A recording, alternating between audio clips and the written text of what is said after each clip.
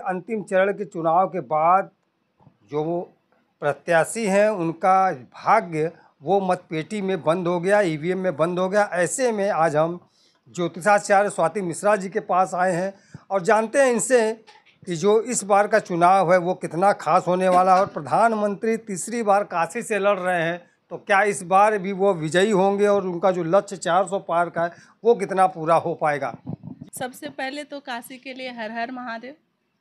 और मेरा मानना है कि इस बार भी प्रधानमंत्री जी हैट्रिक मारेंगे और यह आपके पूरे भारतवर्ष में रिकॉर्ड रहेगा कि ये तीसरी बार भी प्रधानमंत्री बनेंगे।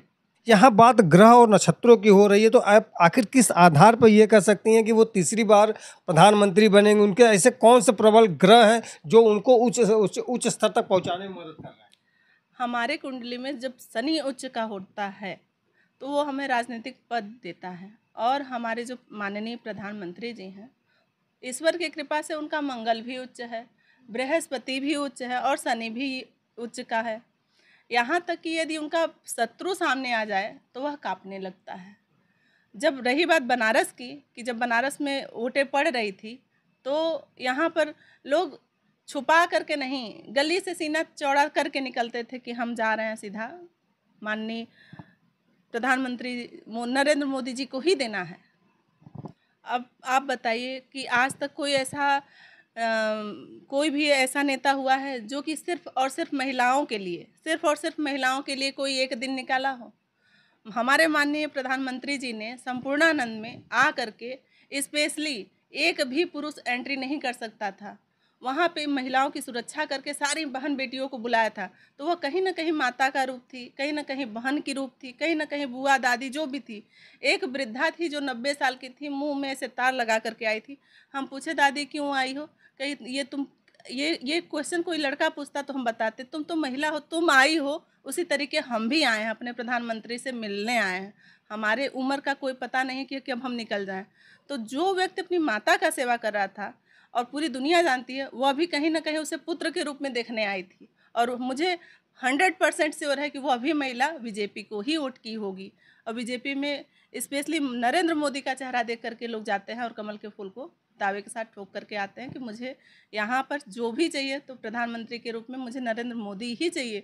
और उन्होंने प्रधानमंत्री होते हुए अपने माँ के बराबर समय दिया है। तो चंद्रमा तो जो 27 नक्षत्र है वो चंद्रमा के वजह से ही बनता है।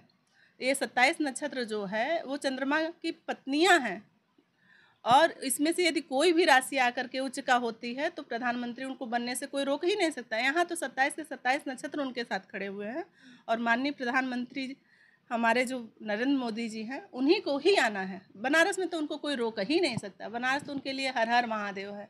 तो क्या एक बार फिर से प्रधानमंत्री वो बनेंगे और देश का जो उन्होंने मान पूरे अंतर्राष्ट्रीय स्तर पर उठाया, एक बार इसकी प्रतिष्ठा में और वृद्धि होगी?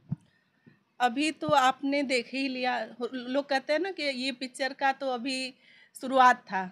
हाँ, अभी तो पूरी पिक्चर बाकी है। अभी तो सिर्फ उन्होंने शुरुआत किया है। जो हमारा विकासशील देश था उनको विकसित करने के लिए उन्होंने कहा कि मेरे जो साइकिल वाले हैं, जो सपा हैं, बीजेपी हैं, वो अपने परिवार के लिए करेंगे। मोदी का कौन है? न मेरे कोई आगे है न मेरे कोई पीछे। जो देश की जनता है, जो देश के बच्चे हैं, वही मेरे बच्चे हैं और मैं अपने देश को विकसित देश करके ही जाऊंगा।